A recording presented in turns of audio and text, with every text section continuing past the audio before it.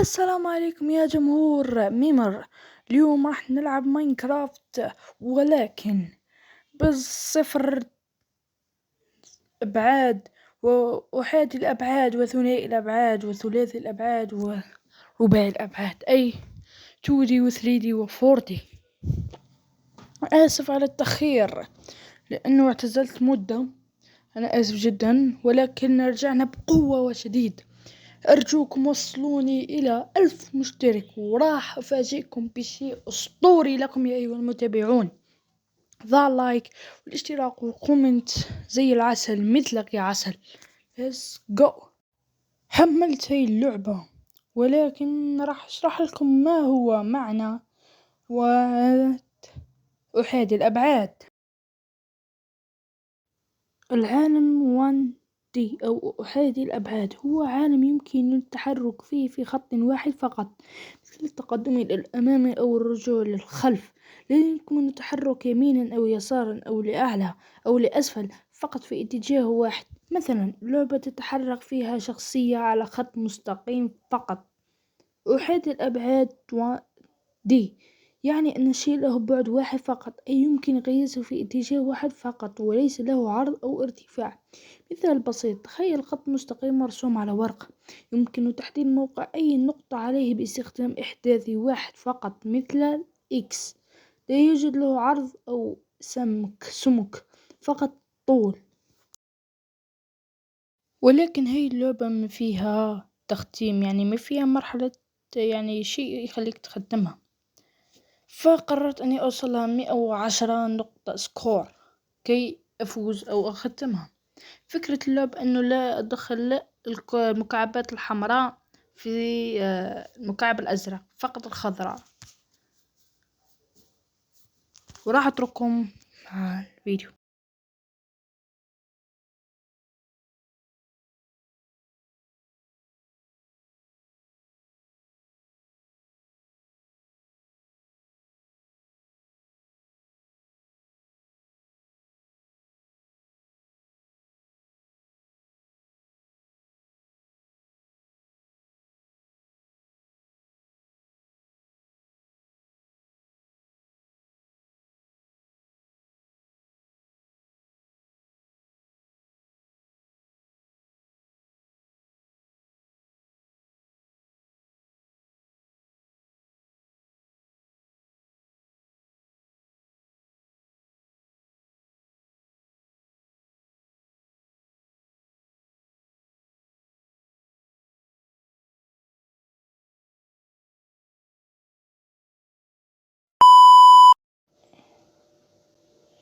يلا نحمل تيراليا.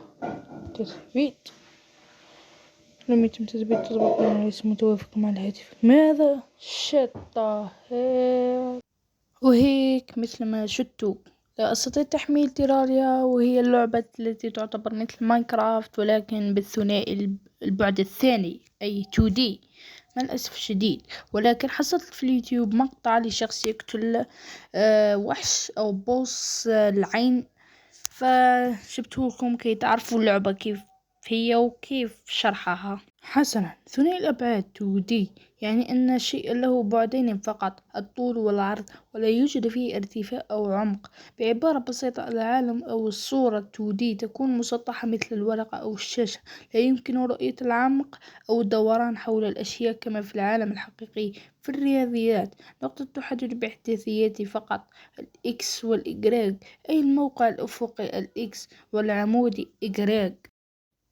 منظور 2D في الألعاب. الألعاب 2D مثل سوبر ماريو القديمة أو تيراريا تظهر شخصيات والموقع على السطح المسطح، يمكن التحرك فقط يمين ويسار وأعلى وأسفل، وليس إلى الداخل أو الخارج من الشاشة. أمثلة من هي الرسومات على الورق، الصور والخرائط.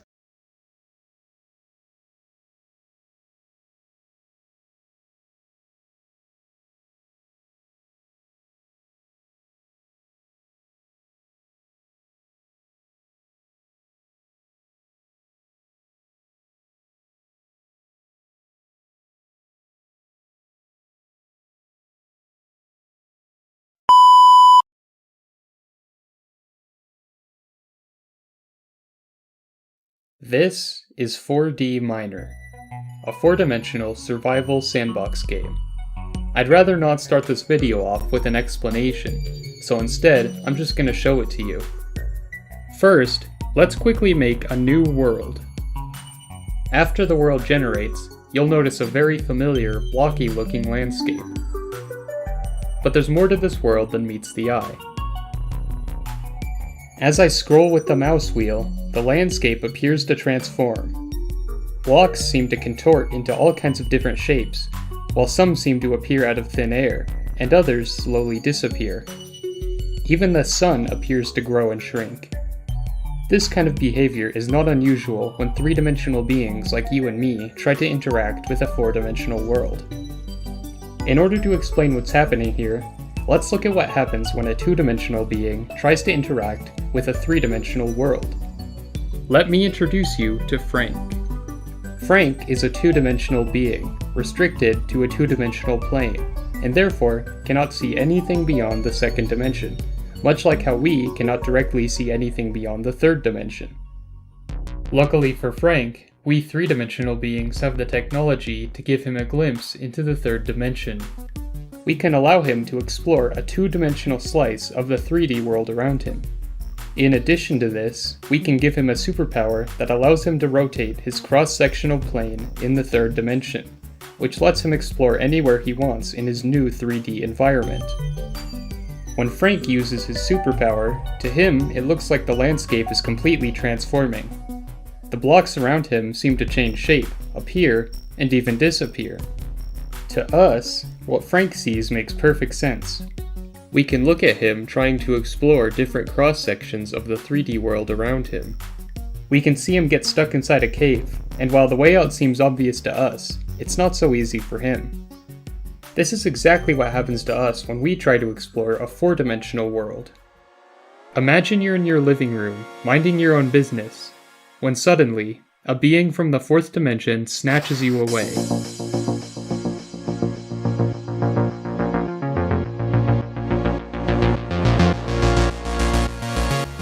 Next thing you know, they place you into a totally different world. A 4-dimensional world. Now you're completely out of your element, and your only hope is a magical dial they give you that lets you rotate yourself through the 4th dimension.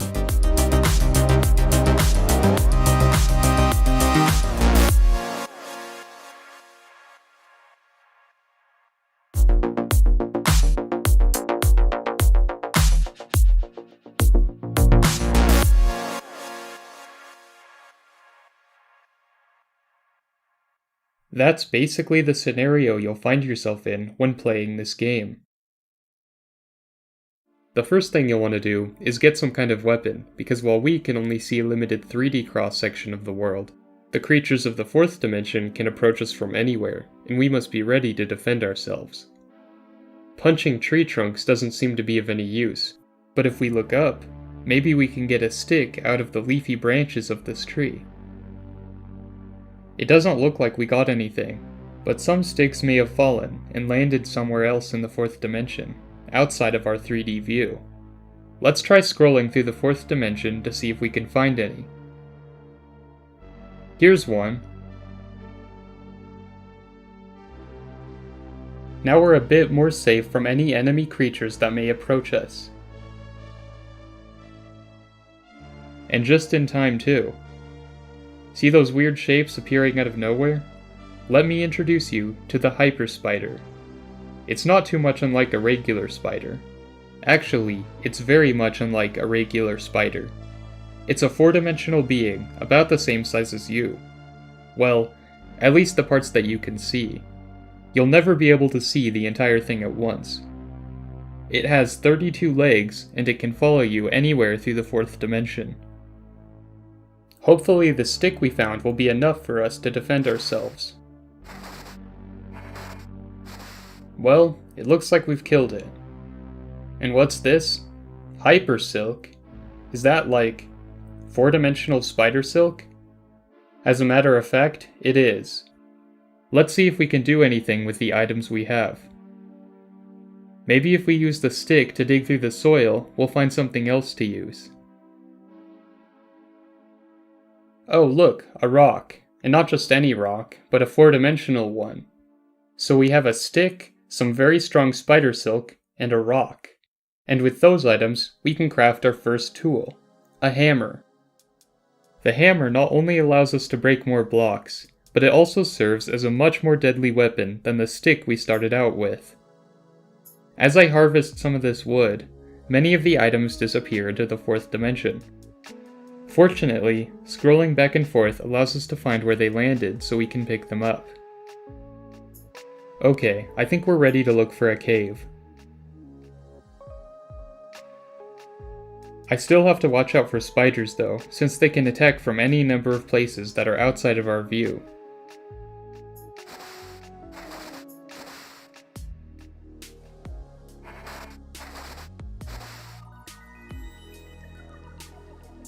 Here's a cave. It doesn't look too big though. Maybe there's more to this cave than what we can see right now.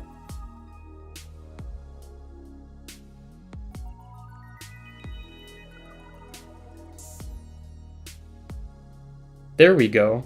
This cave is actually a lot bigger than I first realized. And it looks like there's some iron ore over there.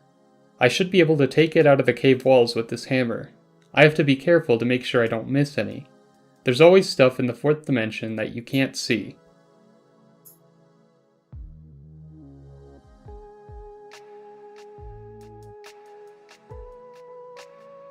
With the ore we just got, we can make some iron bars. Now we can make much stronger tools, like this iron pick, which can break blocks much faster than this hammer. Let's do some more exploring. Maybe if we go to this strange looking biome, we can find something to help us travel through the 4-dimensional world more effectively. There's a lot of cool looking stuff here, but look what's down in this cave. What's that teal and magenta stuff? Well, let's get some and find out.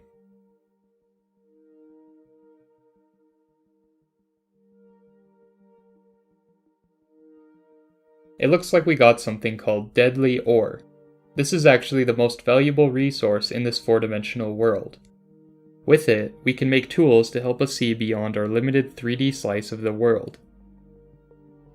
First thing I'll make is a pair of 4D glasses, which let us see the location of entities that exist outside of the player's 3D cross-section. This includes item drops and enemies.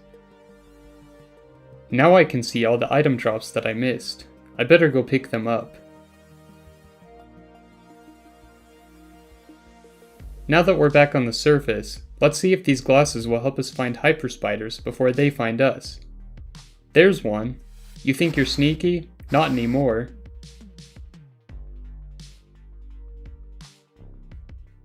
These 4D glasses will also help you find chests that you placed earlier, because nobody wants to lose their loot stash, and that can happen very easily in the vast expanse of the 4th dimension.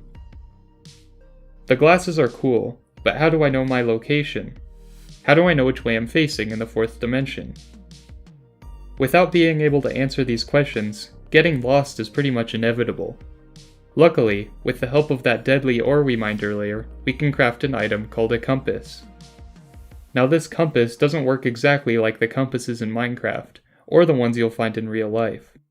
That's because it's a 4-dimensional compass. It'll show you your coordinates, which is useful for getting back to your base, and like a real compass, it lets you know which way you're going. It also helps you to understand the orientation of your 3D cross-section of the world. That may seem complicated, but trust me, after messing around with it in-game for a few minutes, it should start to make sense. In this game, not only can you explore an infinite, procedurally generated 4-dimensional world, but you can also build 4D structures in any way you want. Speaking of which, I haven't really tried building any shelter for myself yet. First I'll go get some stone for myself, and I'll try to build a simple hut.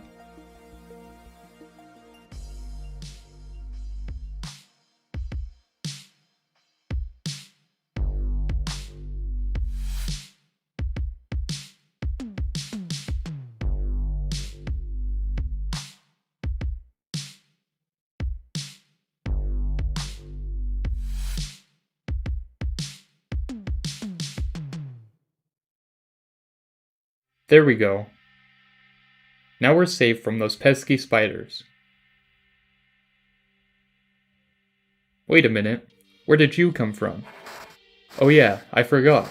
We just built a 3D hut, but we didn't build any walls in the 4th dimension, so creatures can just walk right in. If I scroll, you'll see that there's a gaping hole in the wall. Now a naive way to build structures is to just keep scrolling and patching up the holes until they're all gone. You'll end up making a really ugly building, but at least you'll be safe. A better way to do things is to just burrow underground. That way, you'll be covered on all sides. If you're willing to take a more mathematical approach, you can try to make your house into the shape of a 4-dimensional hypercube, but that's going to be a lot more work. There are also other unique aspects of building in 4D. When you rotate in 4D, you're looking at uniquely shaped slices of 4D blocks. If you take an artistic approach to building, you can use these shapes to make more interesting creations than what you could normally do with 3D cubes. Here are some dumb things that I've tried to make using these odd shapes, but I'm sure you guys can make much cooler stuff.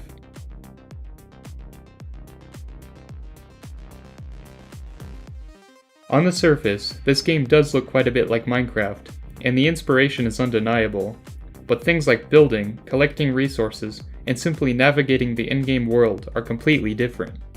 And this affects pretty much every game mechanic, as well as the main progression system of the game.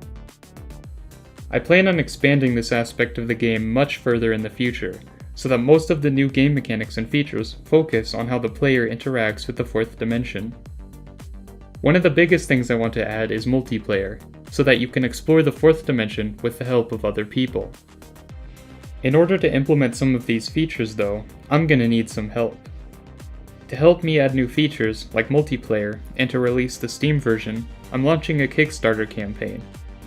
Not only will you be helping to develop this game, but you can also earn rewards, such as getting a copy of the Steam release, getting a real pair of 4D glasses, and getting featured in the credits of the game. On the Kickstarter page, there's a link to play the demo version of the game free of charge, which means you could be one of the very first players to test the game. There is so much more to this game than I had time to include in this video, but I'm making a follow-up video that explains how I made this game from start to finish, and it will go into much more detail and even provide tips on how to develop your own 4D game.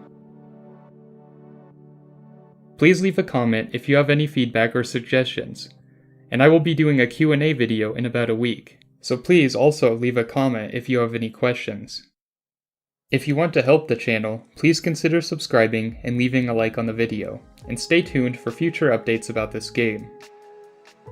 I'm sorry that I haven't uploaded in a while, but I've been really busy working on this project for most of the time I've been gone, and I didn't expect it to take this long or to become this ambitious.